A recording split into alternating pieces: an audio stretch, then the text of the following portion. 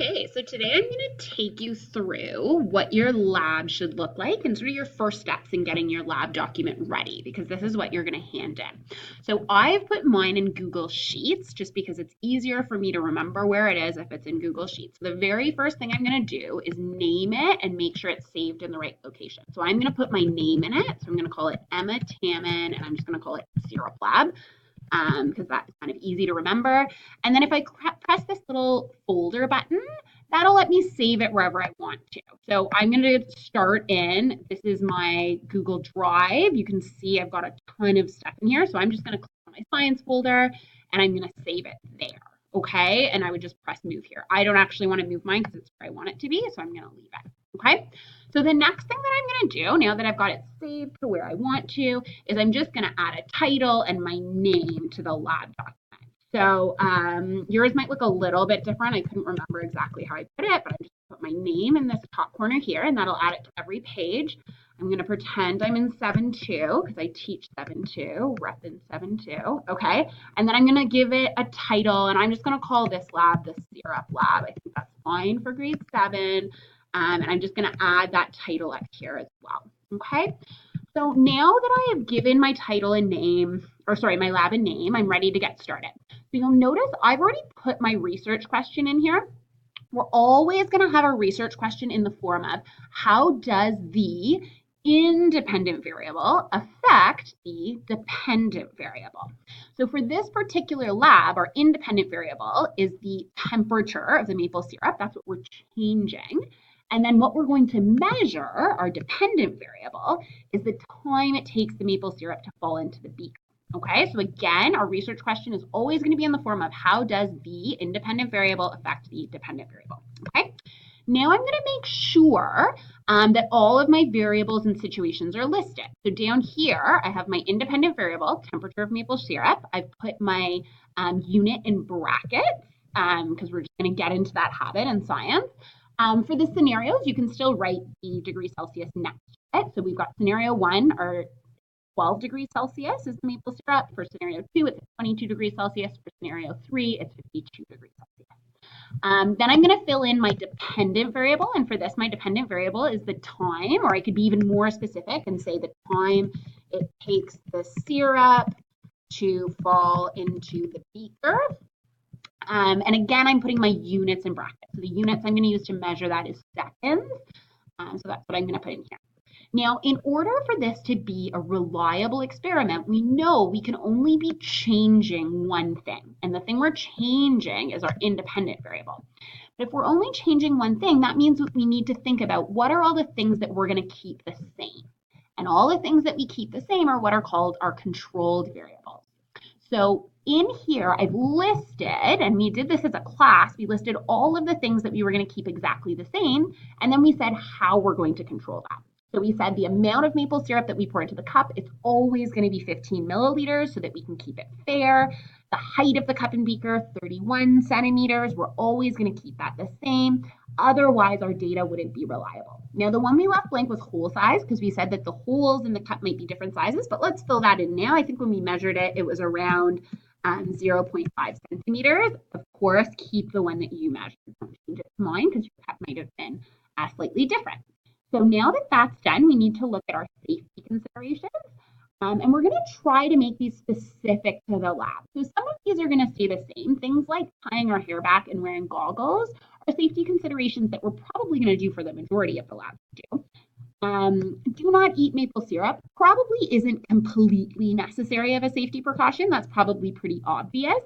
But keep your hands away from the hot plate and be cautious while using the hot plate. That's pretty important for this lab because we're using a hot plate. If we weren't using a hot plate, we would not put that. Okay, so for each lab, you need to think specifically about that lab and which safety considerations would be appropriate. Now, for my hypothesis, I'm always going to do it in the form. Sorry, I'm jumping here, but I'm going to go back up to the hypothesis now that we know the variables. So I'm always going to keep it in the form of if the independent variable increases, then does the dependent variable increase or decrease? So we did this one as a class, and I'm just going to stick it in here. But we said if the temperature of the syrup increases, then the time it takes to fall into the beaker will decrease. So this is our educated guess on what we think is going to happen. And we used evidence from the particle theory to prove this. So we said that this is because, according to the particle theory, when particles are heated, they begin to move faster. And these faster moving particles are going to spread further apart. As they spread further apart, it's easier for them to squeeze through the hole because they're not sliding. They can easily slide past each other. So I should probably add that to this. So since the particles are further apart, it's easier for them to squeeze through the hole since they are not bumping into the other particles around them. The polar particles are more tightly packed together, which makes them more dense, and this makes it harder for the particles to slide past each other and fall through the hole.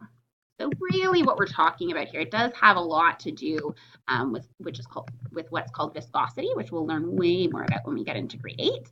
But that's a pretty appropriate hypothesis for right now. So I've got a point, I've got some evidence from the particle theory, and then I'm explaining my evidence. So that's a reasonably written hypothesis. Now we've done everything. The materials, you'll notice I listed these for you. So that's all done. And I'm always going to put the amount of the item and then the name of the item. So you'll notice from beakers, for example, I need to specify what size of beakers because there's a number of different beakers. You're always going to say the amount. So I need 2 of them and they're 50 milliliter beakers. The procedure for this experiment was done for you. So I'm not going to go over that. But what I do want to go over is how to create a table.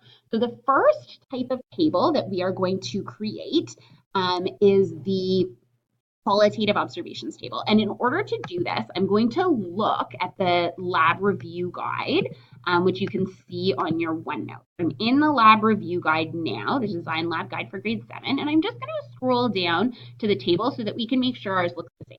So our table is always going to look kind of like this. We'll have the independent variable here and a place for our observations here.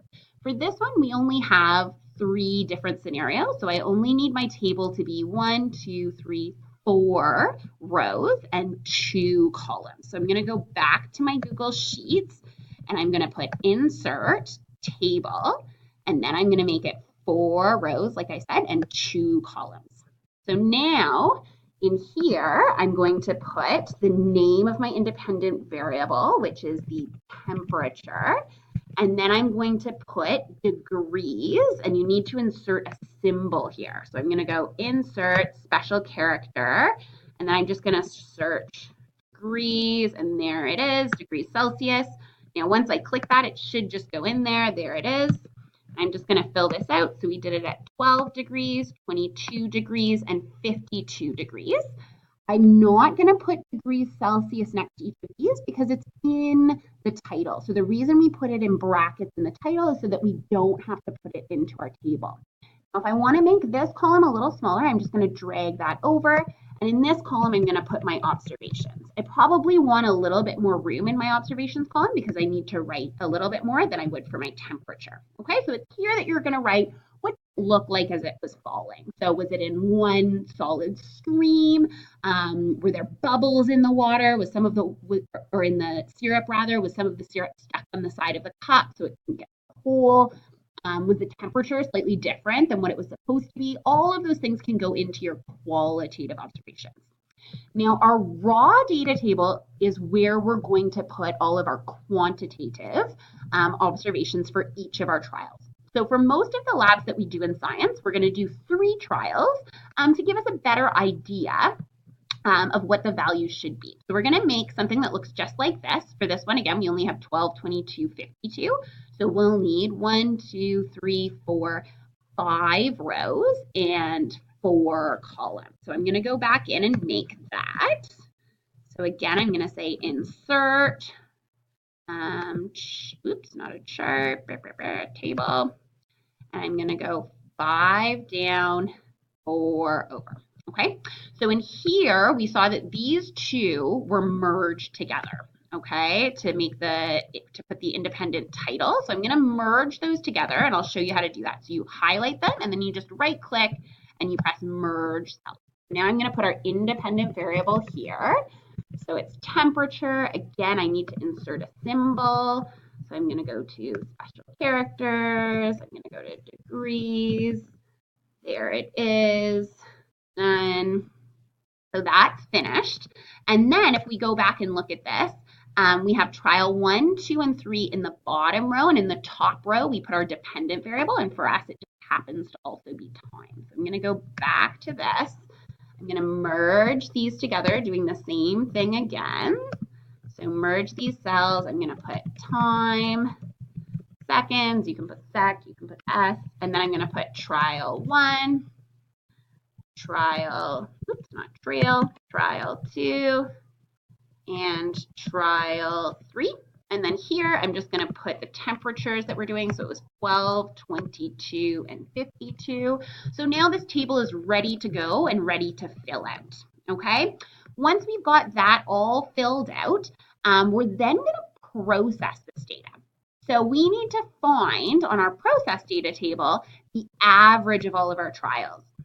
So once you've got this filled in, let's say we got 45 seconds, 50 seconds, and 55 seconds, I would add all of these numbers together. So 45 plus 50 plus 55 gives me 150. And then I divide it by the number of trials. So that's 1, 2, 3. So 150 divided by 3 would be 50. So my average that I would put in here is 50. Okay. My range, I'm going to look at the highest trial and the lowest trial, and I'm going to subtract. So here, my highest trial is 55. 55 minus 45 is going to give me 10. So I would put my range here is 10. You're going to do that for all of them. Okay. Once that's finished, you need to put your sample calculations in here. So maybe I look for one scenario. I'm going to look for 12 degrees, for example. And I can say that for 12 degrees Celsius,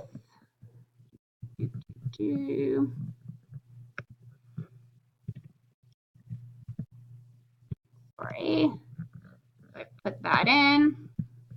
So for 12 degrees Celsius, I had, so sample scenario, 12 degrees Celsius, the average is equal to, and I said it was, let's just go back up and look, it was 45, 50, and 5. So 45 seconds, remember the units, plus 55 seconds, plus 50 seconds. And then I'm just going to put on here, I need these to be in brackets because of FEDMAS. So I'm going to put this in brackets, and I'm going to say divided by 3, and then this is equal to 50 seconds. Okay, so that's where your sample scenario is. You're going to do the exact same thing for range. The graph I showed you how to make in another video. And then for the conclusion questions, you're going to answer, everybody will answer questions 1 and 2. And then you need to look at, if your hypothesis was right, then you're going to answer question 3. So if your data supports what your hypothesis said, then you answer question 3. If you look at your graph and you think, this is exactly the opposite of what my hypothesis said, or the trend line is just straight, it doesn't really show any trend, then you're going to answer question 4, and you're going to talk about, according to the scientific data, what should you have expected? And was it your hypothesis that went wrong, or was it maybe the data that you collected wasn't great data? So maybe there was a mistake in the way that you collected your data, so the trend that you got is correct. Okay, and then the final section that you're going to do is the evaluation section. And again, for the evaluation section, we've broken it down into questions for you. You're just going to take a moment and answer all 3 questions, being as specific as possible. For our very first lab, we're not going to do APA citations, but for the following ones, we will. So I'll make another video on that when the time comes. And that is it. So I hope that was helpful. Now I again need to